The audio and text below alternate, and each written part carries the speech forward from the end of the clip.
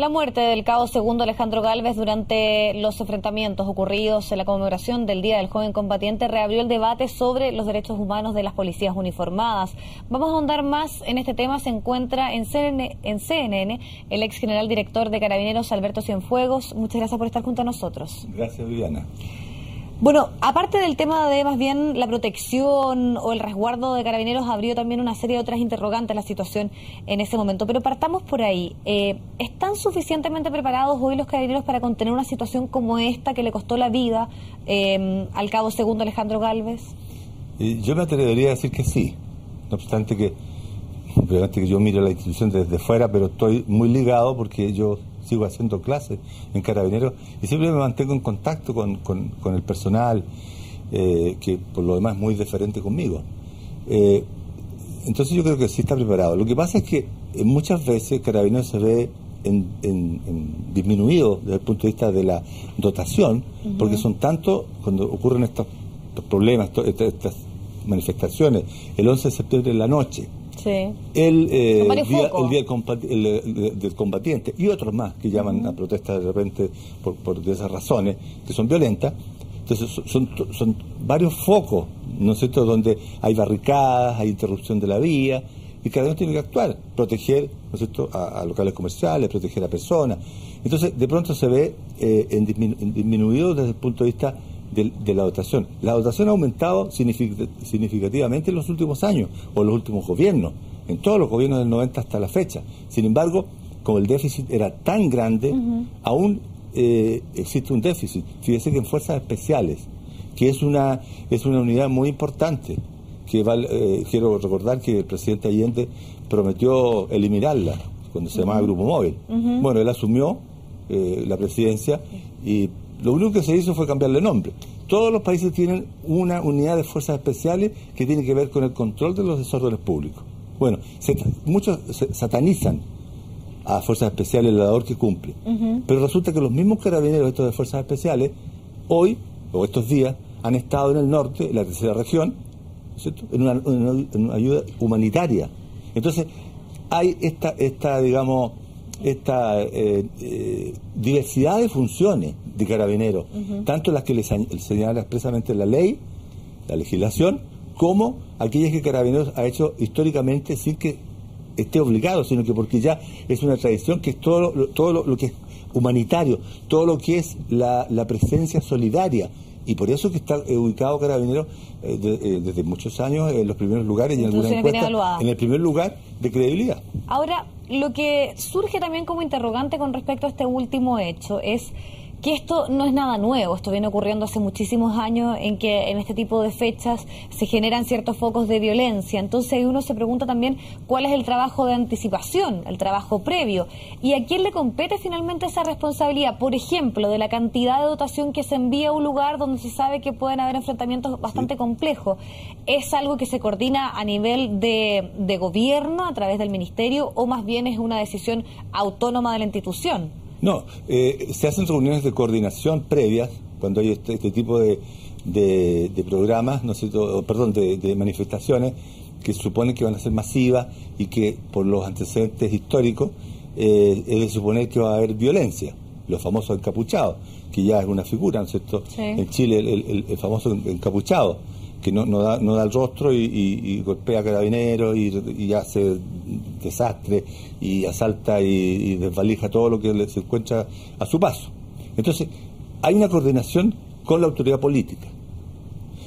Carabineros, ¿no es cierto?, pone el aspecto técnico, y la autoridad política, ¿no es cierto?, da las pautas que le corresponden como encargada, ¿no es cierto?, del orden y la seguridad pública, que es el Ministerio del Interior, pero no señala que tales técnicas o tal forma de operar, ¿no es cierto?, no debe ser así. O por ejemplo, estoy pensando en elementos de resguardo de la protección, porque entiendo que justo la bala habría dado en un lugar donde no cubría el chaleco antibala, y parece que, dado la especialización, los tiempos, que sea ese el elemento que finalmente le provocó la muerte a un carabinero, no deja también de llamar la atención un poco. Claro, y para terminar, obviamente que hay un trabajo de inteligencia previo, pero la inteligencia nunca es suficiente. Pero yo creo que ha ido mejorando cada vez en lo que es la inteligencia, porque también se hacen cursos, van a hacer personal, oficiales van a hacer cursos al extranjero, en países donde la inteligencia es mucho más importante, países que están amenazados por el terrorismo. Entonces, pero nunca es suficiente. Ahora, respecto a la protección del carabinero, claro, el chaleco antibalas no protege todo el cuerpo. Y en este caso, el impacto, desgraciadamente, le dio, ¿no es cierto?, sobre el extremo superior del chaleco antibalas, ¿no es cierto?, en el cuello, porque el chaleco antibalas no puede inmovilizar el cuello, por razón obvia. Entonces, claro, desgraciadamente, de todas estos hechos dolorosos, siempre hay experiencias que sacar, pero el carrera está muy expuesto. Pero para usted esta situación más bien es un riesgo constante o es la excepción, pensando también en lo que ha ocurrido en los últimos años. Y se lo pregunto porque al parecer el tema de la violencia está tomando otras, podríamos decir, características diferentes a lo que ocurrió hace algunos años. Muchos han señalado que más bien detrás de estos grupos hay temas de narcotráfico, de lumpen, de situaciones más bien de segregación social, más que reales motivaciones políticas de quienes están en estos enfrentamientos con la policía. ¿Cuál es la información que usted tiene de efectivamente quiénes estarían detrás de quienes están en estos hechos de violencia que se repiten en este tipo de fechas, que para muchos es la justificación para realizar este tipo de desórdenes? Sí. Bueno, yo partiría primero con una mirada social, ubicándonos en los tiempos en que estamos. Hay, ¿no es cierto?, una fuerza, hay una corriente que está por la violencia, que está, ¿no es cierto?, por reivindicar derechos, por protestar contra la autoridad, contra el modelo económico, contra el capitalismo, contra el consumismo, contra todo lo que, incluso contra los poderosos. Ahora, con mayor razón, con el desprestigio que hay de los líderes políticos. La Iglesia Católica, para qué decir que también ha estado. Para usted también eso está presente, entonces ahí también hay una cuestión que tiene que ver con los tiempos, una dinámica de la sociedad, ¿no es cierto?, de expresar con violencia, que siempre la ha habido. Lo que pasa es que hoy la violencia se ha extremado. Entonces hay sectores, ¿no es cierto?, hay grupos, hay grupos de interés, hay movimientos sociales que ellos están por la vía, digamos, de la violencia. ¿Y para usted son ellos los que están detrás de estos actos? Digamos, es que esa es la forma de llamar la atención. Para ellos la manifestación pacífica no tiene sentido, no es eficaz. Entonces, ¿quiénes están detrás de esto?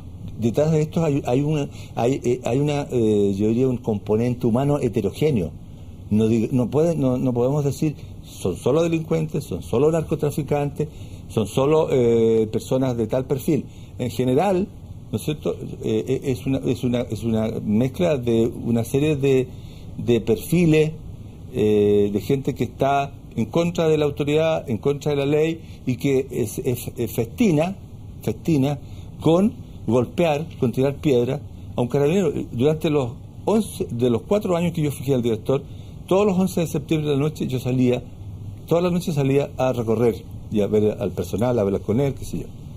Ya. Yo ahí, nadie me puede contar, lo viví. Disparos, un año, no sé, porque Dios es grande, un año hubo una cantidad importante de carabineros lesionados y ninguno de gravedad, porque siempre eran roces, le atravesaba el cuerpo. Ahora, yéndonos ya definitivamente a lo que la sociedad quiere.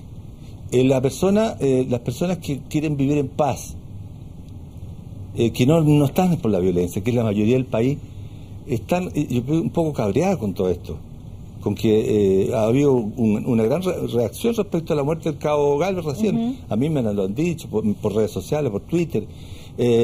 Entonces, la violencia es un arma, siempre ha sido un arma de protesta y de reivindicar derechos justos o no justos. ¿Y para usted se ha ido radicalizando en los últimos años? Exactamente, se ha ido radicalizando, y yo creo, y lo dije hace pocos días, lo dije a un matinal de un canal de televisión, que yo creo que llegó la hora en que ya nos pongamos firmes y no le tengamos miedo a lo que dicen la calle manda. Porque también hay una calle, que creo que es mayoritaria, que quiere una cultura de la paz, no de la violencia, porque se hacen reuniones previas, que van a haber no sé cuántos fiscales ese día de las manifestaciones, van a haber dispositivos de ETA, que el gobierno va a tomar todas otras. Entonces, toda una preparación para como para una fiesta de la desgracia, para una tragedia, porque a veces hay muertos, cantidad de heridos. Entonces, yo creo que basta. Y yo creo que el Estado, estuve revisando los estados de excepción constitucional, el estado de emergencia, que es un estado que es uno de los más, digamos, por decir, menos restrictivos, ¿no es cierto?, que se aplica precisamente ante la ocurrencia de graves desórdenes públicos, perfectamente se puede aplicar con un toque de queda, ¿no es cierto?, en esas horas en que la violencia campea, ¿no es cierto?, en ciertos sectores que ya sabemos cuáles son. Ahora, entonces yo creo que está bueno yo creo que es ponerse firme. Lo que pasa es que creo que los que tienen que tomar decisiones, como la clase política está tan desprestigiada, también, por supuesto, está también poco deslegitimada, y en consecuencia medidas impopulares le tienen miedo a tomarla. Entonces, para ser claro, para usted es una buena medida, por ejemplo, se ha planteado el tema del estado de sitio, y me gustaría también ahí profundizar, que usted explicara qué pasaría en ese caso. ¿Sería en ciertos lugares donde se producen mayores desórdenes? ¿Sería, por ejemplo, un toque de queda para todo nuestro país? ¿Cómo se implementaría esto? Y además también usted señala que esto es una medida impopular y por eso no se habría estado aplicando en situaciones como la que ocurren cuando se conmemoran fechas más complejas de nuestro país. Claro, porque hay todo, ¿no es cierto?, un prejuicio, hay toda una carga de lo que se vivió, ¿no es cierto?, durante el gobierno militar, con los regímenes de excepción constitucional, pero en este caso no es un estado de sitio. Estado de sitio es una cosa mucho para casos mucho más graves. Lo que yo estoy hablando es de el estado más, digamos, suave que el estado de emergencia, que se aplica para cuando hay graves desórdenes públicos. ¿Y se aplicaría para ciertas zonas, para ciertos radios más conflictivos? Exactamente, y para ciertas comunas, ¿no es cierto?, y no para todo el país, por supuesto. ¿Y el control lo tendrían quiénes? Porque habitualmente también es ahí donde las fuerzas militares tienen el control en situaciones como esta. Pero lo puede tener perfectamente un oficial, ¿no es cierto?, de las Fuerzas Armadas, que siempre que está a cargo cuando hay estados de excepción, pero por supuesto con la colaboración, con la asesoría de carabineros, para que esto no se transforme en una especie como de racia o de arrasar, ¿no es cierto?, con la gente violenta. Si lo que se quiere, lo que se quiere es que por algunas horas poder inmovilizar, poder, ¿no es cierto?, no permitir que transiten por zonas que todos las conocemos, que no las voy a nombrar, personas que todos los años hacen lo mismo, atacan los mismos lugares, disparan a carabineros, con cadenas cortan la energía eléctrica, es siempre lo mismo. Entonces yo creo que llegó un momento en que hay que ponerse más serio y tenerle más respeto a la vida humana. Para usted entonces que muera un carabinero, que muera una persona civil, lo que sea, cualquier vida es valiosa, no solo la vida de una persona importante. ¿Y qué responde usted finalmente a quienes consideran que esto es una medida que finalmente termina retrocediendo, que las democracias avanzan en mayores libertades, en mayores respetos, y que exista a estas alturas en nuestro país que se establezca este estado de excepción, que sean los militares el que tomen el control? Da cuenta de que la propia fuerza pública no tiene las capacidades de controlar, las autoridades no tienen las capacidades de prever una situación, de adelantarse y terminar en esto, que es una medida mucho más extrema. Lo que pasa es que la fuerza pública, en este caso Carabineros, necesitaría mucho más dotación, y todavía no tiene ese contingente, esa dotación suficiente, porque no están las capacidades para responder a una situación como esta. Los aumentos de dotación que han habido, los aumentos de la planta que han habido en los últimos gobiernos, y las vacantes no se pueden llenar todos los años porque no hay lo suficiente postulantes de la reposición normal, los que se van a retiro, más los extraordinarios, que son 1.500 por cada año. Entonces, ahora, respecto a la democracia, yo creo que también hay que hablar de democracia cuando tenemos que respetar los derechos de las personas que se ven afectadas. Entonces, hay países del primer mundo que esto lo decretan en algunos lugares cuando hay violencia, y son países del primer mundo, y nadie puede decir que son países antidemocráticos. O sea, yo no creo que no sea democrático proteger a las personas de la violencia, de los disparos, de la posibilidad de muerte, de destrucción.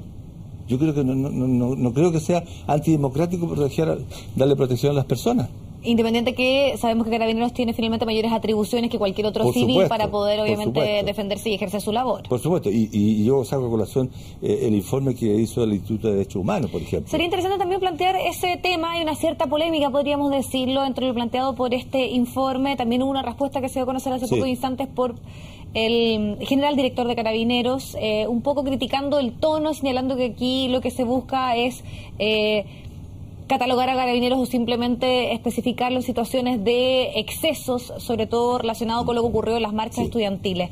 ¿Qué le parece a usted esta situación? ¿Usted cree que hay...? Mire, Diana, yo algo leí sobre esto, que el Instituto de Derechos Humanos había emitido, no sé, unos textos donde para los escolares, no sé de qué niveles, pero son niños, los cuales, ¿no es cierto?, hablaba de la represión de Carabineros y de la forma como Carabineros no respetaba los derechos de las personas. A mí me pareció realmente injusto, me sorprendió, lo encuentro bastante arbitrario, sesgado, tendencioso, y la señora que está a cargo está haciendo su trabajo. Ella no va a estar haciéndole propaganda a Carabineros. Yo eso no espero. Pero no puede estar a propósito de hechos excepcionales, anormales, es decir, que se salen de la norma. Porque la norma es que Carabineros actúa profesionalmente, ¿no es cierto?, cumple con la ley y está obligado en las manifestaciones públicas a proteger a los que están movilizándose en paz y actuar cuando estos encapuchados... ¿Usted descarta cualquier tipo de exceso por parte de las fuerzas, sobre todo de las fuerzas especiales en casos como estos? Bueno, Carabineros, mire... Porque hay denuncias, hay críticas, y sobre todo esto pasó muchísimo durante los movimientos estudiantiles, de excesos por parte de Carabineros. Yo le puedo decir que no ha cambiado, desde que yo fui general director hasta ahora no ha cambiado el discurso. Yo hablaba, los 4 años hablaba de la cultura de la paz. El Carabinero es el más interesado en que no hayan este tipo de manifestaciones agresivas y violentas, porque es el primero en que ha lesionado. Fíjese que el año 2014 hay 1.500 carabineros que pasaron por el servicio de urgencia de Carabineros, 1.500 lesionados, de los cuales una cantidad importante son lesionados en estas famosas manifestaciones pacíficas, con la presencia después, ¿no es cierto?, en un segundo acto de los encapuchados o el día del combatiente. Y sin considerar los carabineros muertos. Por lo tanto, usted dice que son más bien excepciones, que no es una generalidad. Claro, yo lo llamo excepciones que rompen con la norma, con la normalidad. Pero sí reconoce que en algunos momentos hubo tal vez usos excesivos de fuerza, por ejemplo, por parte... de actuaciones individuales de Carabineros. No quiere que fuerzas especiales en su conjunto o una unidad de Carabineros haya, ¿no es cierto?, salido al servicio con instrucciones de reprimir. Eso yo no lo he visto nunca en Carabineros, y yo estuve en fuerzas especiales como capitán. Así que yo puedo dar fe que aquí hay un aprovechamiento y un uso malicioso en el informe que ha hecho... ¿Qué intencionalidad habría detrás de esto, cree usted? Yo creo que la persona que está a cargo del Instituto de Derechos Humanos le pagan un sueldo. Y ella tiene que hacer su trabajo, su pega. Y su pega no es hacer promoción a Carabineros. No es hablar bien de Carabineros. Eso no es su pega. Su pega es buscar todo lo que considere negativo y que atente contra los derechos humanos. Hay una frase, ¿no es cierto?, que emplea ella, que dice que Carabineros vulnera los derechos sociales de la gente que se manifiesta pacíficamente en los espacios públicos. Qué cosa más aberrante, qué cosa más, yo le diría que más, una cosa más chocante, esa falta de objetividad. ¿Que se pueden tomar acciones legales con respecto a este informe, que es algo que también estaría evaluando Carabineros? Yo creo que lo más importante es que la ciudadanía, que es la beneficiaria de los servicios de Carabineros, de la protección de Carabineros, donde esté, en las circunstancias que sea, Carabineros, ¿no es cierto?, está para proteger las personas. Es que la sociedad, ¿no es cierto?, tiene que alzar su voz. Los diferentes líderes sociales, políticos, religiosos, ¿qué han dicho con respecto a la muerte del Cabo Gálvez? La Iglesia Católica, por ejemplo, el Monseñor Esati, ¿ha dicho alguna palabra condenando la muerte, el asesinato del Cabo Gálvez? Entonces, más que Carabineros tomar acciones en contra del Instituto de Derechos Humanos, que no me parece que sea el camino, yo creo que hay que llamar a la sociedad para que también se levante y alce su voz y también defienda, ¿no es cierto?, a quienes protegen su vida, a quienes defienden a los ciudadanos. Entonces, estamos en un mundo como al revés de pronto. Yo no niego que de pronto hay carabineros que cometen excesos y para eso también son juzgados y son sancionados y son condenados si así los tribunales de justicia lo determinan. Perfecto. Pero eso no es una política generalizada a la institución, tomando. ¿Qué le interesa? Lo más que le interesa es que la ciudadanía tenga una buena opinión de Carabineros, ¿no es cierto? Que los respete, que haya, más allá de las facultades legales que tiene Carabineros, que Carabineros goce de una legitimidad social. Y para eso se requiere, ¿no es cierto?, un trabajo de integración con la comunidad, como yo siempre he hablado. Ok, General Cienfuegos, le queremos agradecer muchísimo su tiempo acá con nosotros en CNN Chile para hablar de este tema. Muy amable, bien. Vamos al corte y volvemos con más informaciones como es habitual acá en CNN.